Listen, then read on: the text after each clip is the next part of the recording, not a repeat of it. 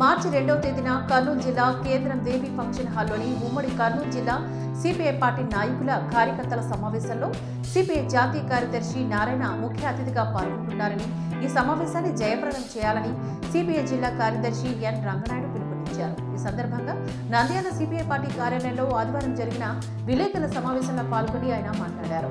మోదీ ప్రభుత్వం అవలంబిస్తున్న ప్రజా వ్యతిరేక విధానాలను నిరసిస్తూ ఇండియా కూటమి పోరాడుతుందని చెప్పారు. గతంలోని నరేంద్ర మోదీ రైతులకు ఇచ్చిన హామీలను అమలు చేయకపోవడం పట్ల తిరిగి దేశ రాజధానిలో రైతులు నిరాహార దీక్షలు, ధర్నాలు చేస్తున్నారని, ఈ పోరాటంలో ఇప్పటివరకు 6 మంది రైతులు అసువులు బాసారని ఆయన ఆవేదన వ్యక్తం చేశారు.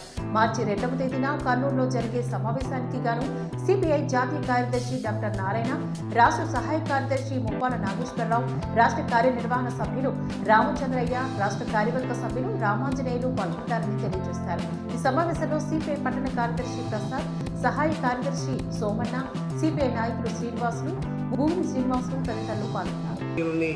ఓడించాలనేటువంటి దిశగా ఈ నెల 2వ తేదీ మార్చి 2న కర్నూలులో ఉమ్మడి కర్నూలు జిల్లాలో దేవి ఫంక్షన్ హాల్లో ఉదయం 11 గంటలకు నంద్యాల కర్నూలు జిల్లాల సమావేశాన్ని, పార్టీ కార్యకర్తల సమావేశాన్ని నిర్వహించడం జరుగుతుంది.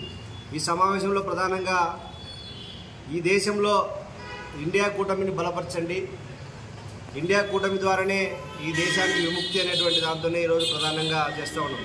ఈరోజు రైతాంగ ఉద్యమం జరుగుతూ ఉంది ఢిల్లీలో.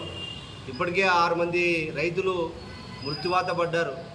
రేపు 26వ తేదీన ట్రాక్టర్లతో నిరసన తెలపాలని చెప్పేసి భారతదేశవ్యాప్తంగా రైతులు పిలుపునివ్వడం జరిగింది.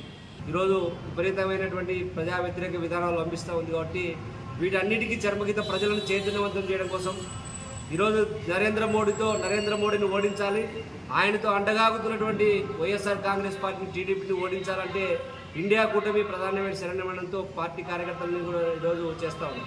అదేవిధంగా ఈరోజు ఈ జిల్లాలో బలవంతంగా భూసేకరణ చేస్తూ ఉన్నారు.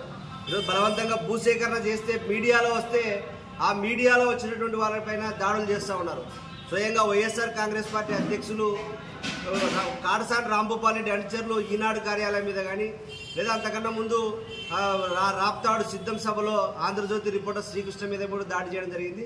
ఇదంతా కూడా వాళ్ళ తప్పుల్ని ఎత్తు చూపుతున్నారని చెప్పేసి ప్రతిపక్ష పార్టీల మీద, అదేవిధంగా మీడియా మీద విపరీతంగా ఈరోజు దాడులు చేస్తూ ఉన్నారు.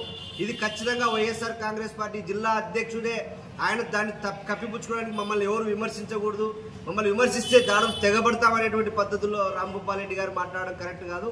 ఈరోజు 4th ఎస్టేట్ మీడియా లేదా ప్రతిపక్షాల పార్టీలను మీరు చేసే అధికార పక్షం చేసేటువంటి తప్పులను ఎత్తి చూపుతూ ఉన్నాయి. ఈరోజు నీకు ఛాలెంజ్ చేస్తూ ఉన్నాం.